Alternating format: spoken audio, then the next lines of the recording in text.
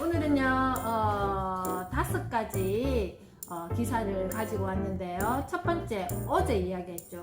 이런 뭐 진단 키트 있었으면 좋겠다라고 이야기를 했더니 진단 키트가 나왔대요. 오, 정말 세상은 이렇게 빨리 변하고 있습니다. 두 번째, 사범대 정원 줄이고 교대는 통합해야 된다. 왜 그렇게 할까요? 세 번째 기사는요, 대구 경북 지역의 대학의 대변신, 대학, 지자체, 기업이 손잡고 미래 산업 이끌 신인재를 키운다고 합니다. 함께 기사를 보면서 또 어떤 내용인지 볼 거고요. 그리고 네 번째, 두려움에서 적응으로 세상이 왜 이래 속에 사는 우리잖아요. 그죠? 그래서 어떻게 내가 세상과 만나야 될까에 대해서 한번 화두를 던져보고 기사를 만나도록 하겠습니다. 마지막으로 제가 정말 좋아하는 교수님이신데요. 서울대 심리학과 최인철 교수님. 사실은요, 강의도 너무 좋았지만 그 교수님이 옷 입는 스타일이 너무 제 마음에 쏙 드는 거예요. 그래서 제가 어느 날은 유튜브에서 그 교수님 강의하는 거 사진을 다 캡처를 해가지고 그거를 모아둔 적이 있어요. 그래서 그 교수님이 지은 책이, 잠깐만요.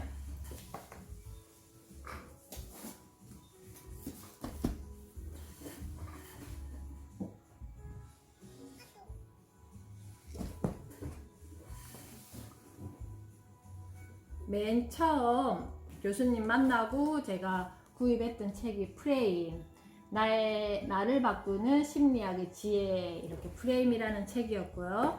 그리고 이 책은 이렇게 다이어리처럼 된 책이었어요. 이걸 언제 구입했더라? 2014년도 책인데 그냥 이걸 제가 소장하고 중간중간에 행복에 대한 메시지가 이렇게 쭉 있는 책인데 이렇게 찐팬으로서 이 책을 구입했었고요. 그리고 이거는 최근에 나온 책인데 굿 라이프, 내 삶을 바꾸는 심리학의 지혜해서 제가 최인철 교수님을 무척 좋아해서 이렇게 책으로도 많이 만나고 유튜브 강의도 굉장히 많이 거의 다 찾아봤죠. 그래서 그 교수님이 전하는 메시지를 가지고 마무리를 하도록 하겠습니다. 첫 번째, 신속항원 진단 키트로 신종 코로나 바이러스 감염증 15분 만에 결과가 나온다고요? 그렇대요. 우리 어저께 그 이야기 했잖아요. 도윤이 엄마 오셨어요? 세연이 엄마도 오셨어요?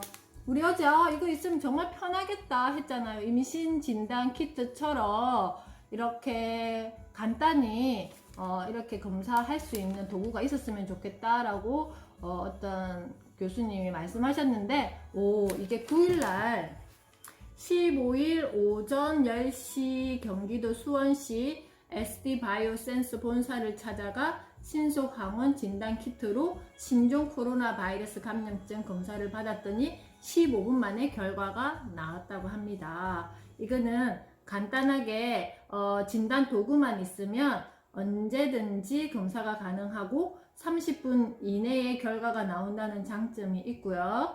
그리고 검사 방식은 멸균 면봉을 코에 넣어 이 검체를 채취한 뒤에 시약이 담긴 추출 용액 튜브에 넣고 5회 이상 저으면 거기 안에 이제 내 그 검체물이 희석될 거잖아요. 그렇게 한 뒤 튜브를 새지 않게 잘 잠그고 진단 도구에 3방울 떨어뜨리면 이렇게 한 줄일 때는 음성이고 2줄일 때는 양성인데, 이렇게 2줄이 나왔을 때는 또 위음성이 될 수도 있기 때문에 혹시나 내 컨디션이 안 좋고 이렇게 했을 때는 PCR 검사법으로 우리가 기존에 받는 검사법을 병행하면 된다라고 하였습니다. 우리가 말하는 대로 이루어지는 세상입니다. 그죠? 자, 두 번째, 사범대 정원 줄이고 교대는 통합해야 된다. 왜 그럴까요? 오늘 신문에 출산율이 급격히 저하되었는데요. 이제 2016년 대비 2016년에는 1.7명인가 그랬는데 올해는 0.89명이래요. 그러니까 5쌍 중에서 한 쌍은 출산을 안 한다고 합니다. 그럼 이게 더 심각해지겠죠.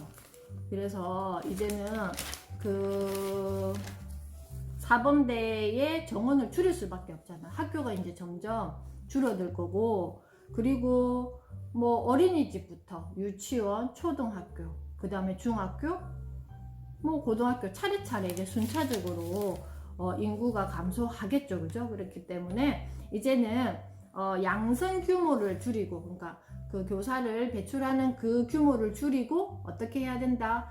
질적 관리와 강화에 그 경비를 지출해서 이제 2021년, 2024년 우리가 준비해야 되는 교육 과정과 그리고 그 기존의 교육 과정을 통합해야 되는 숙제가 남아 있잖아요. 그런 것들을 위해서 교사의 질적 강화에 신경을 써야 된다라고 어제 국가교육회의 공고안에서 교육부는 내년까지 여기에 대한 방안을 내놔야 된다라고 이렇게 이야기가 있었다고 합니다. 그리고 세 번째 기사입니다. 이렇게 돼야 될 것 같아요.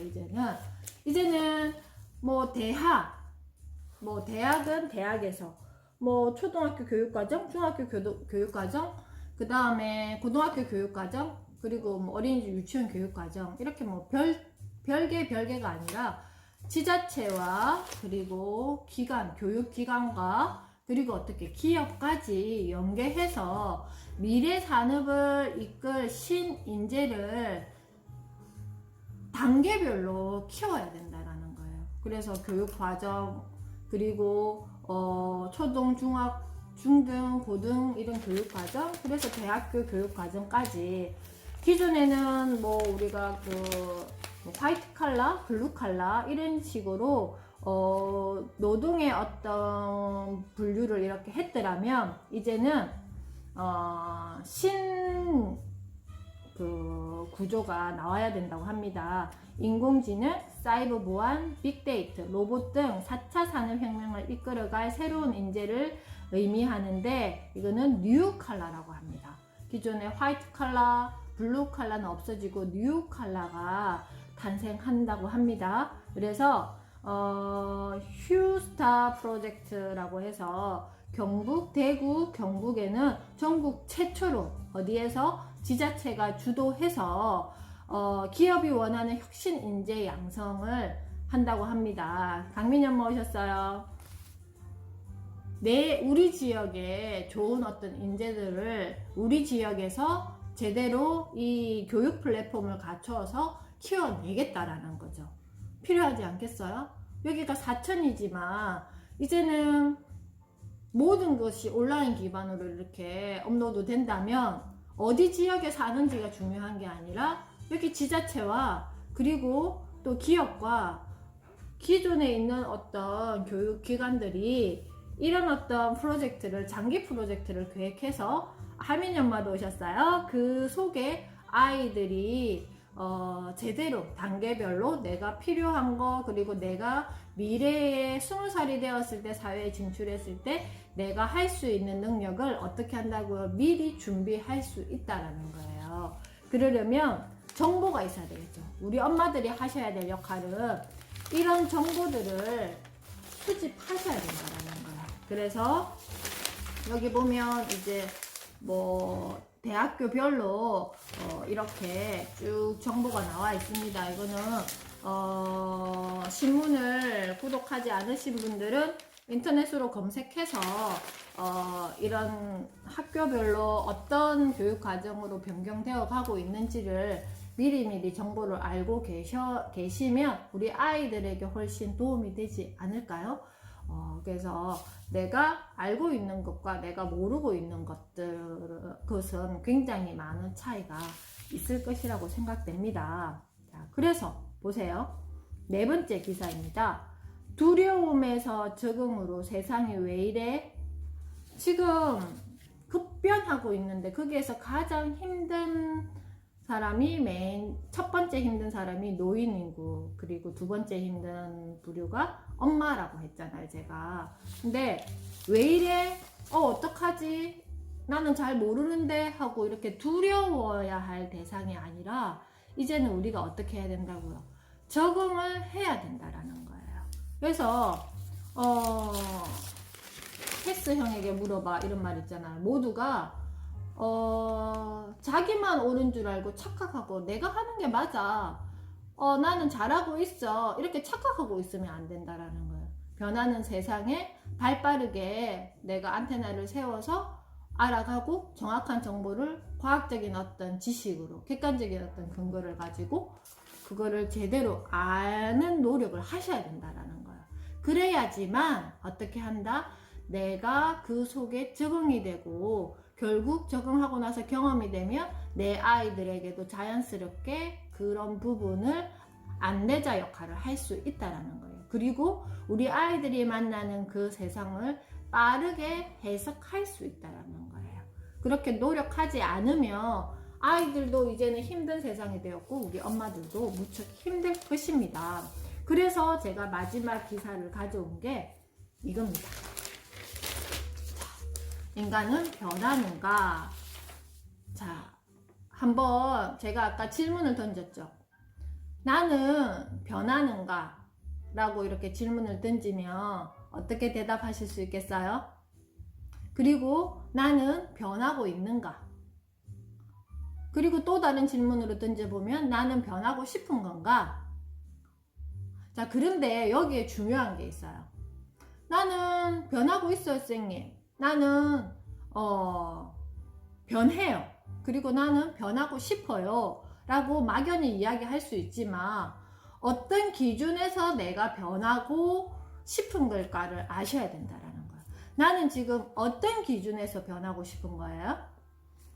작은 다이어리를 하나 준비해서 새로운 어떤 21년을 맞이하자 했을 때도 분명 거기에 키워드는 나는 변하고 싶다가 또 중심 키워드였을 거예요. 그것처럼 내가 나의 행복을 위해서 변하고 싶은가? 아니면 우리 아이의 미래를 위해서 변하고 싶은 걸까? 그냥 지금의 나와 다른 나를 만나고 싶어서 변하고 싶은 걸까? 거기에 대한 나의 어떤 기준이 있어야 된다라는 거예요. 그래서 오늘은 우리 엄마들이 제가 여기 마지막 구절만 한번 읽어 드려 볼게요. 인간은 변하는가 라는 논쟁을 할 때는 어떤 기준에서의 변화를 의미하는지를 분명히 정하고 시작하는 것이 좋다. 그렇지 않으면 인간의 본성은 절대로 바뀌지 않는다. 비관적 견해가 득세하게 될 것이다. 변화의 기준과 의미를 명확하게 정하고 나면 인간의 변화 가능성은 우리가 믿어왔던 것보다 훨씬 크게 다가올 것이다. 새해를 앞두고 이번에도 희망을 가져야 하는 이유다. 자, 오늘은요, 나는 어떤 기준에서 변하고 싶은가에 대한 내 생각을 한번 정리해보는 시간을 가졌으면 좋겠고, 그렇게 정리된 것을 나의 다이어리에다가 한 줄 한번 적어보는 거 제가 권하고 싶습니다. 자, 내일 이 시간에 내일 3시에 우리 3시에 다시 만나도록 하겠습니다. 오늘도 수고하셨습니다. 감사합니다.